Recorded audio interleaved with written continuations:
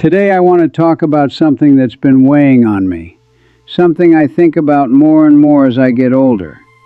I was a father to three kids, Bobby, Carrie, and Mike, and I love them.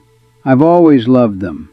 But if I'm being honest, I don't think I was the father I should have been. Not because I didn't care, but because I cared about the wrong things. So let me tell you about my biggest regret. Maybe it'll help some of you avoid making the same mistake I did.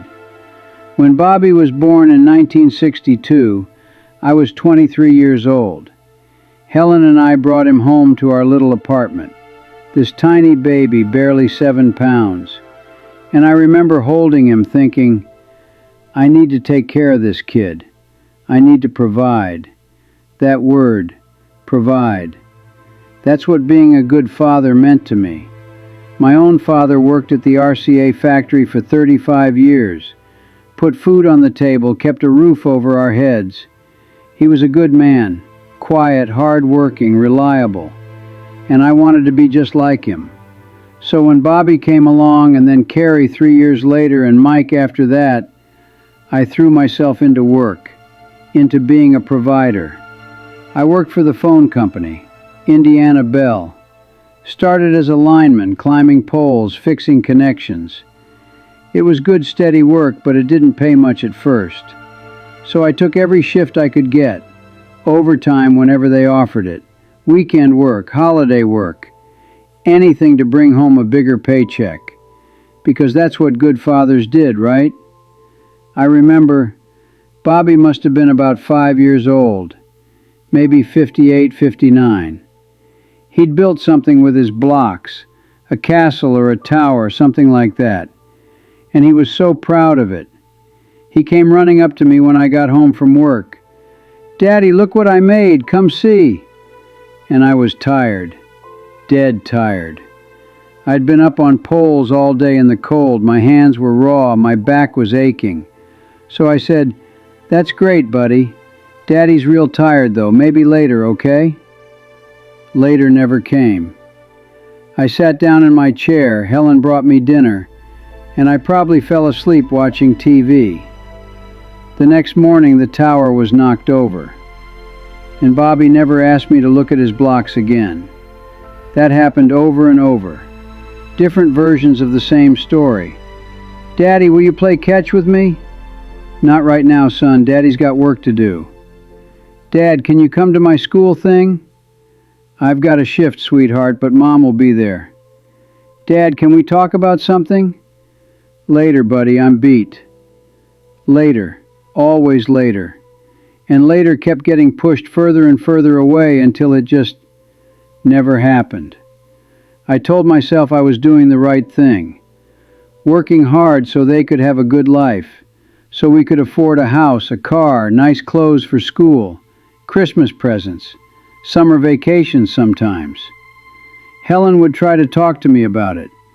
Walt, the kids miss you. They need more than just money. They need their father. And I'd get defensive. I'm doing this for them. I'm working myself to the bone so they can have what they need. But Helen was right. She was always right. The worst part? I can't remember a lot of it.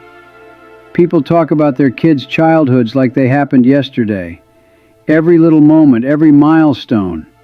I've got holes, big gaps where I was just absent. Bobby's first baseball game. I don't remember being there. Helen said I was, but I don't remember it. Carrie's school play. She was an angel or something, had a little costume Helen made. I worked overtime that night, missed the whole thing. Mike learning to ride a bike, I told him I'd teach him, but I kept putting it off. Helen's brother ended up teaching him instead. They grew up, and I missed most of it. Suddenly Bobby was in high school, then Carrie, then Mike, and I'd look at them and think, when did that happen? When did they get so big? I was there. Physically, I was in the house, but I wasn't really there. I was tired from work, stressed about bills, worried about getting laid off, about making ends meet, always thinking about the next shift, the next paycheck. I'd sit in my chair after dinner and read the paper or watch TV, and the kids would be right there, and I'd barely notice them. Bobby left for college in 1980, 18 years old.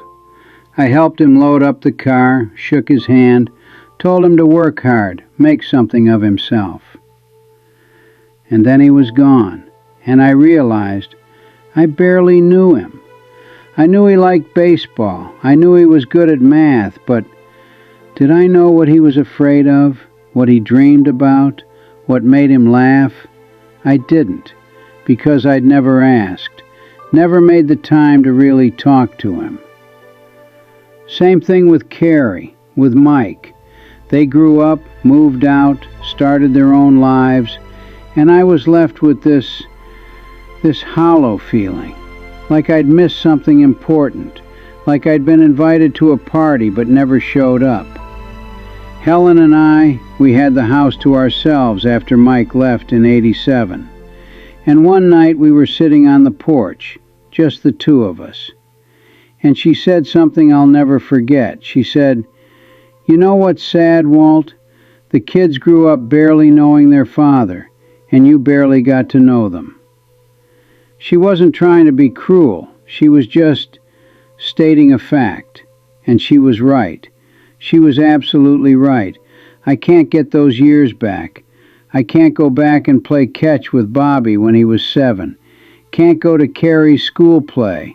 Can't teach Mike to ride his bike. Those moments are gone, forever, and I've got to live with that. My kids are grown now. Bobby's 63, got his own grandkids. We talk on the phone once a week or so. He's polite, asks how I'm doing, but there's a distance there. Not because he's angry, just because we never built that closeness. We never had those moments that create a real bond. Carrie's probably the closest to me. She calls more often, worries about me being alone. But even with her, I wonder what our relationship would be like if I'd been more present. Mike stops by sometimes, lives about 30 minutes away. He'll help me with things around the house, watch a game with me. But we don't talk about anything real. We just exist near each other. And I think about what we could have had if I'd just been there.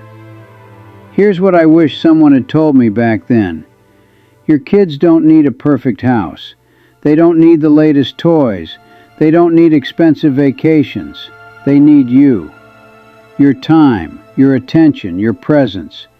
They need you to get down on the floor and play with their blocks, to throw the ball with them in the backyard, to sit through their school plays even if you're exhausted, because those moments, they don't come back. Your kid is only 5 years old once, only in 3rd grade once, only wants to show you their tower one time. And when you say, later, they learn to stop asking. Work is important. Providing is important. I'm not saying it's not. But it's not the only thing. And it's not the most important thing. When you're at the end of your life, you don't look back and wish you'd worked more overtime. You don't wish you'd spent more hours at the office. You wish you'd been home for dinner. Wish you'd tucked your kids in at night. Wish you'd asked them about their day and really listened to the answer. You wish you'd been there. Really there. Not just physically present, but actually engaged. Actually paying attention. If you're a young parent watching this, please hear me.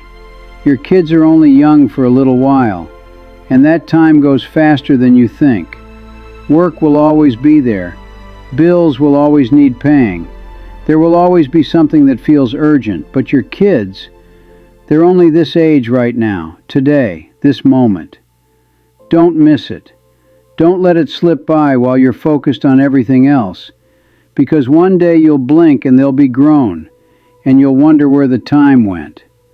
Don't end up like me, sitting here at 86, wishing I could go back and do it differently. Be there. Be present. Put down your phone. Turn off the TV. Look them in the eyes when they talk to you. Play the game. Read the story. Go to the thing. Even when you're tired. Especially when you're tired. Because they won't remember the size of your house or the car you drove. They'll remember if you were there. If you showed up. If you made them feel like they mattered. I love my kids. I always have. And I think they know that. But I wish I'd shown them better. I wish I'd been the father they deserved instead of the one they got. That's my biggest regret.